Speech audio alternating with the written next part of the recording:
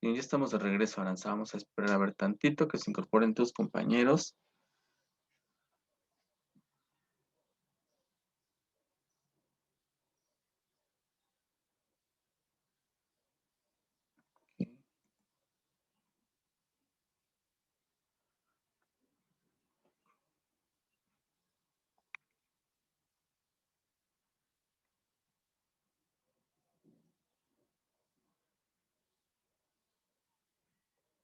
Bueno, pues continuamos con Valentín Gómez Farías. Entonces, decíamos, quita el poder a la iglesia, todo lo que correspondía en aquel momento a planteles que respondían al clero, pues pasan a ser parte de la educación pública en México, crea la primera Biblioteca Nacional, y algo muy importante también es que crea la primera escuela normal de profesores, ¿sí?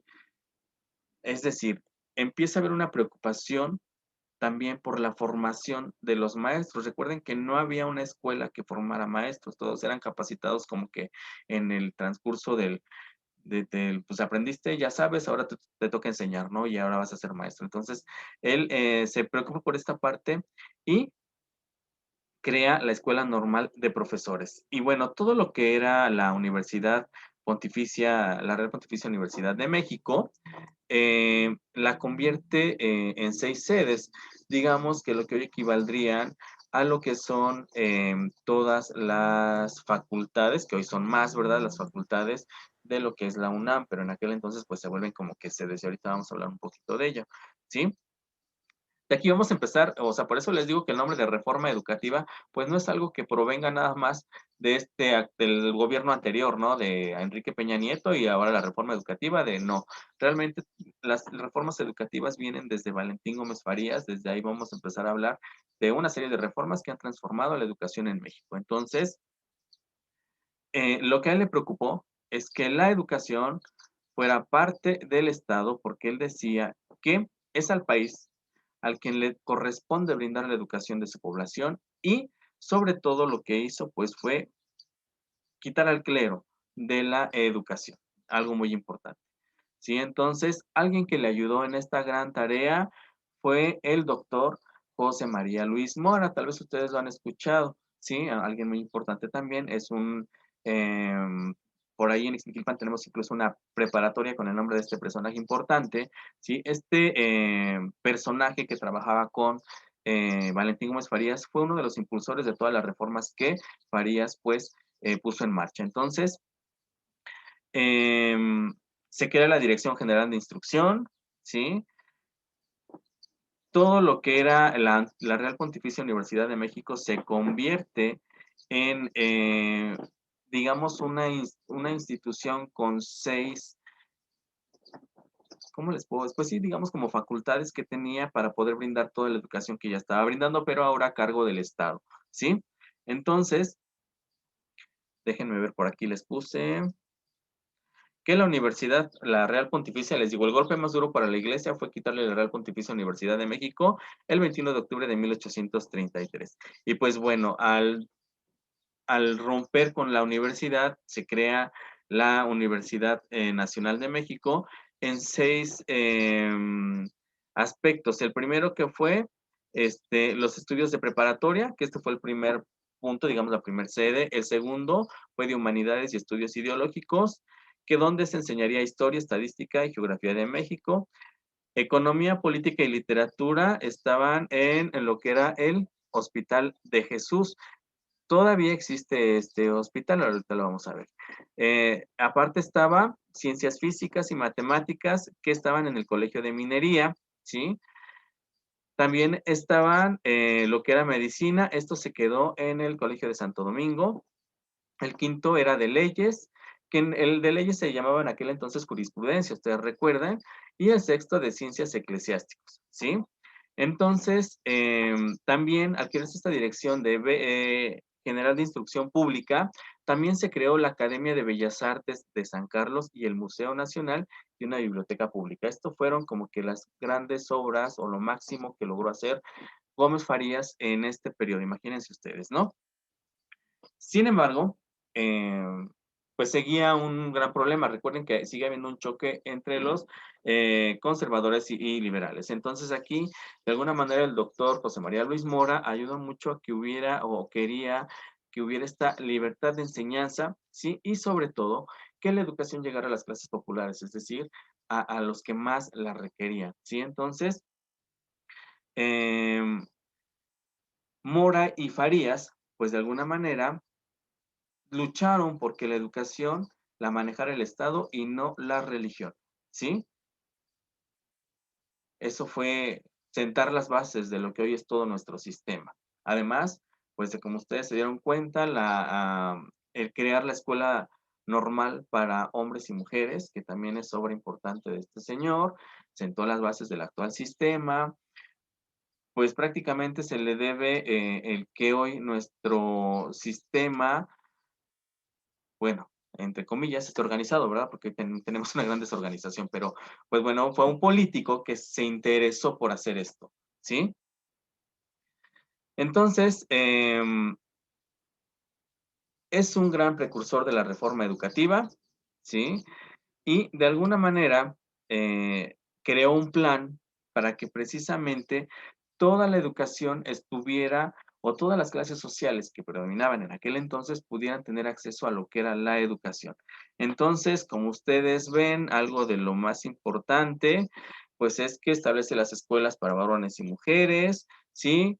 El monopolio del clero en la educación lo quitó, mejoró la condición de las clases populares en la educación, ¿sí? Creó la Dirección General de Instrucción Pública, ¿sí?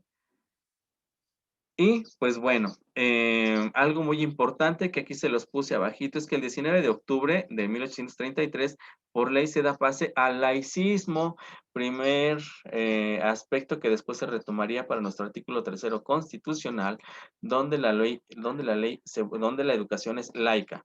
Este personaje, recuerden que al quitarle el poder, pues bueno, propone una educación laica, ¿sí? Vean nada más desde dónde viene, o sea, que no es algo que le debamos ahorita a nuestros actuales políticos, ¿verdad? O sea, aquí vamos a ver a estos personajes. Cabe también resaltar lo que yo les mencionaba al principio. Todos estos personajes que estamos viendo a estas alturas, a estos años que estamos viendo, ya están empapados de lo que eran las teorías de Rousseau, Pestalozzi y estos otros pedagogos teóricos de la educación. Y lo que hacen es venir a reflejar lo que ellos proponían en la educación que Nuevo México quería, ¿sí? O sea, entonces, eso es importante también mencionarlo, porque aquí es para que ustedes vayan hilando parte de lo que ya vieron en otras asignaturas con lo que se empieza a establecer en la educación en México. Incluso vamos a ver posteriormente por ahí en el Porfiriato que hasta Dewey, John Dewey, vino a México en este periodo precisamente para ver la organización del sistema educativo mexicano, que era muy bueno en aquel entonces, ¿sí?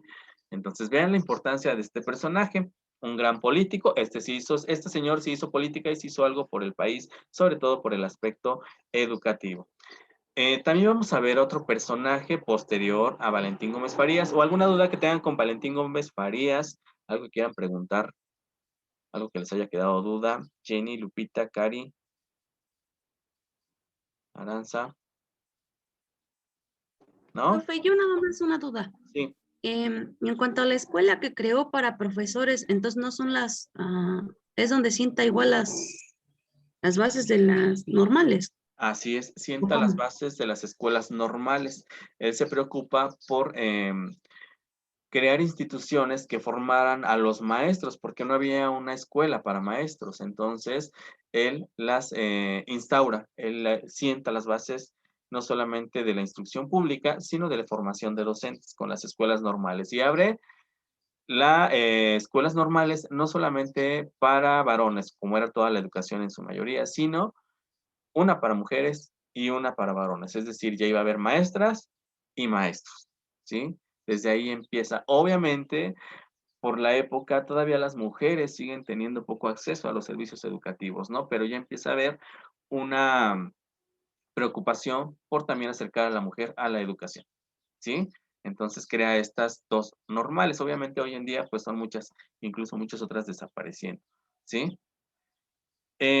Les comentaba, ahora hay otro gran personaje que también hace una gran reforma, que continúa con el legado de Valentín Gómez Farías y es Manuel Baranda, ¿sí? Tal vez este ni lo han escuchado. ¿Quién fue este señor? ¿Quién sabe, verdad?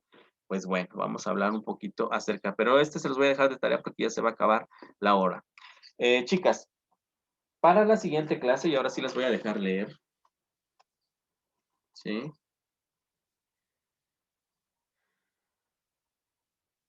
El libro que les dejé y les puse el link incluso en Classroom, los próximos temas que son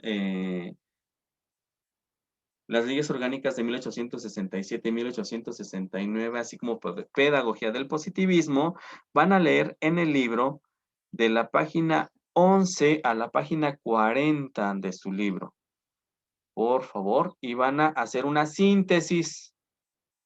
No me vayan a pasar todo el libro, síntesis, lo más relevante, ¿sí?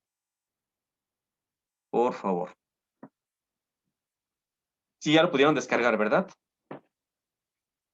Sí, ok. Les digo, en mi libro, pues obviamente aquí está muy grandote, está grueso, como ustedes pueden ver, ¿sale? Pero pues allá con ustedes no, pero miren, aquí está. Aquí prácticamente en este libro vamos a encontrar mucho el temario, porque precisamente le da un seguimiento desde el México independiente hasta 1970 y tantos por ahí así.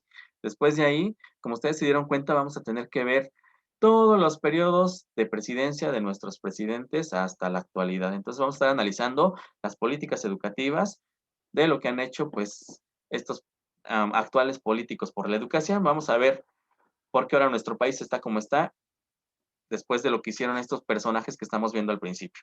¿Vale? ¿Alguna duda, señoritas? No, ¿Ninguna? profe. Ok. Entonces les encargo a Manuel Baranda, ¿sale? También es importante, no es mucho de él, pero sí le da una gran,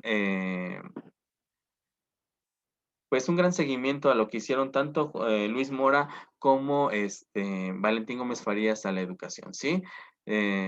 Vamos a ver qué hizo y lo comentamos dentro de 8 días y comentamos las leyes o lo que hayamos leído del libro, ¿sale? Por favor, les encargo. Entonces no me despido de ustedes porque nos vemos en unos 4 minutitos en la siguiente materia, ¿sale? Ahorita nos vemos, chicas.